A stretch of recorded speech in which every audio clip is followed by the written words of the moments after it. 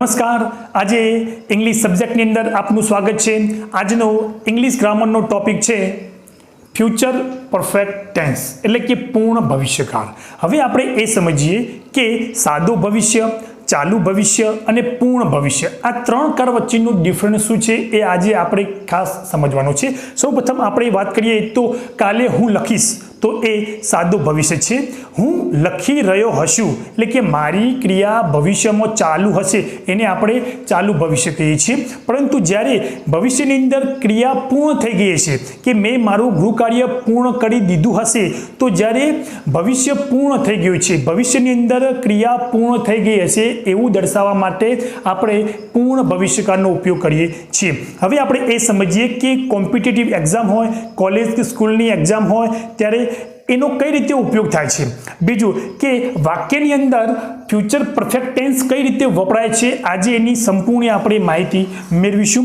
હવે આપણે શરૂઆત કરીએ તો સૌપ્રથમ ટાઈમ છે બાય નેક્સ્ટ વીક, એટલે આવતા અઠવાડિયે, by the end of this year, આ વર્ષના અંત સુધીમાં, બાય 12:30 PM, એટલે કે 12:30 સુધીમાં।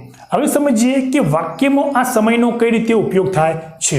વાક્ય રચના સૌપ્રથમ કરતા રહેશે, દરેક ટેન્સની અંદર પ્રથમ કરતા હોય છે, પછી વિલ અને શેલ એ ભવિષ્યકાળનું રૂપ છે એ ખાસ મૂકવાનું, વિલ કો તો શેલ બેમાંથી એક। પછી આપણે હેવ મૂકવું ફરજિયાત છે, અહીંયા હેજનો ઉપયોગ થતો નથી એટલે હેવ મૂકવું ફરજિયાત છે। ક્રિયાપદનું ભૂતકુદન એટલે કે ક્રિયાપદના ટોટલ 4 પ્રકાર છે।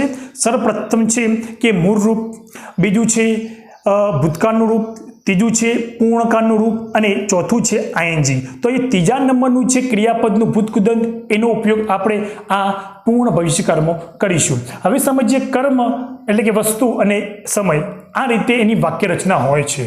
હવે આપણે સમજીએ કે હકારનું વાક્ય કેવું હોય।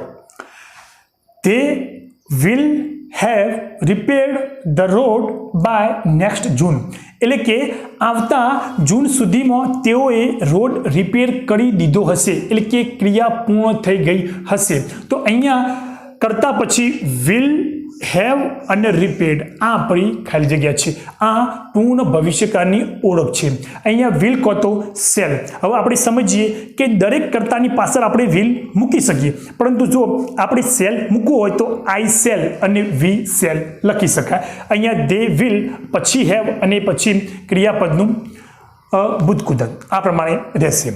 બીજું એક્ઝામ્પલ આપણે સમજીએ, Kiran will have passed GPSC exam by the end of this year, એટલે કે આ વર્ષના અંત સુધીમાં કિરણે જીપીએસસીની એક્ઝામ પાસ કરી દીધી હશે, એટલે કે એ સમયે ક્રિયા પૂર્ણ થઈ ગઈ હશે।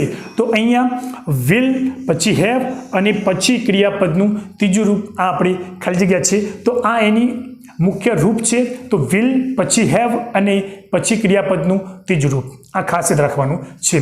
હવે આ વાક્યને આપણે નકાર બનાવીએ તો સમજીએ કે નોટ ક્યો મૂકવું।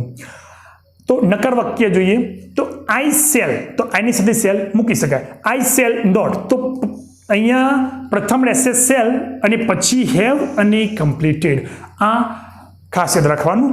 નોટ સેલની કો તો વિલની પછી નોટ અને એના પછી હેવ અને ક્રિયાપદનું ત્રીજું રૂપ, આ પ્રમાણેની વાક્ય રચના રહેશે। ધ વર્ક બાય ટુમોરો, એટલે કે કાલ સુધીમાં મેં કામ પૂર્ણ કરી દીધું નહીં હોય, એટલે કે નકાર છે।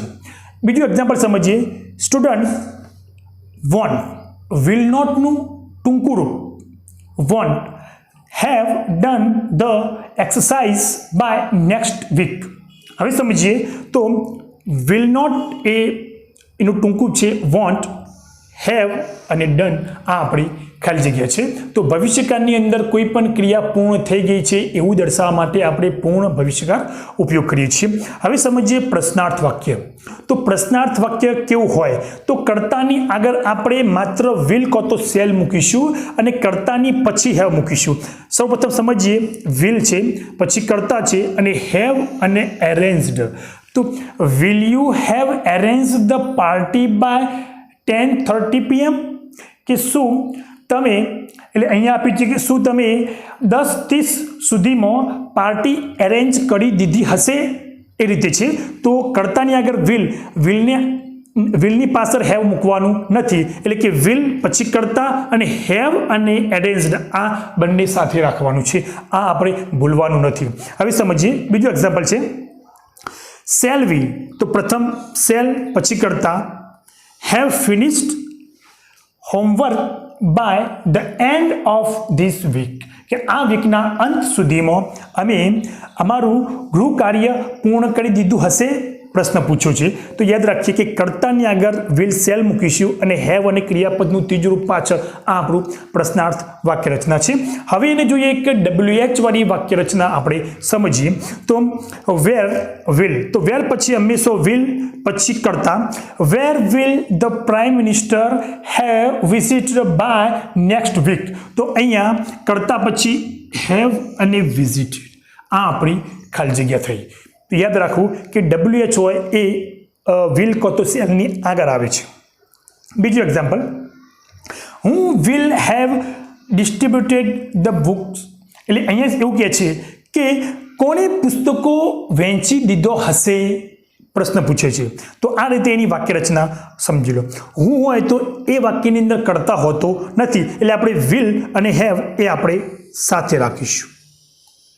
જો કરતા હોય તો વી પછી અહીંયા વિલ પછી આપણે કરતા મૂકીએ છીએ, પછી હેવ મૂકીએ છીએ. તો આ હતી આપણી પ્રશ્નાર્થ વાક્યો અને એની વાક્ય રચના.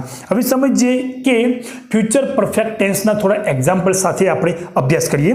સૌપ્રથમ અહીંયા એક્ઝામ્પલ છે અવર અંકલ ખાલી જગ્યા the airport by next month, કે આવતા મહિને અમારા કાકાએ એરપોર્ટ છોડી દીધું છે, એટલે કે પૂર્ણ ભવિષ્ય છે. તો સમજીએ એના ઓપ્શન. તો આપણને 4 ઓપ્શન આપ્યા છે, 4 ઓપ્શન સમજવા ખૂબ જ જરૂરી છે. લીવ એ મૂળરૂપ છે, વિલ અને લીવ એ સાદું ભવિષ્ય છે, વિલ બે લિવિંગ આ ચાલુ ભવિષ્ય છે, અને વિલ હેવ લિફ્ટ આ આપણો પૂર્ણ ભવિષ્યકાળ છે. તો આમાંથી આ આપણો જવાબ રહેશે વિલ હેવ લિફ્ટ, એ અહીંયા આપણી ખાલી જગ્યા રહેશે.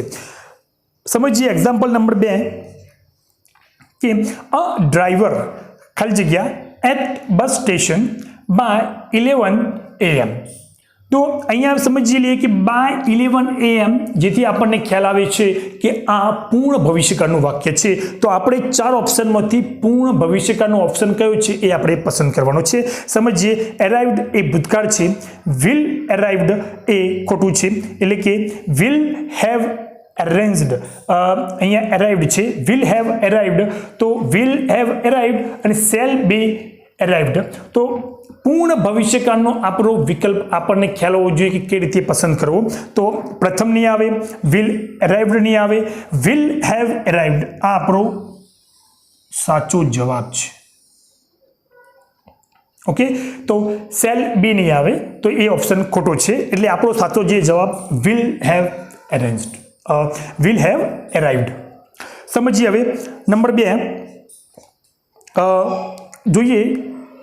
હું પછી ખાલી જગ્યા છે an English paper by the end of this month.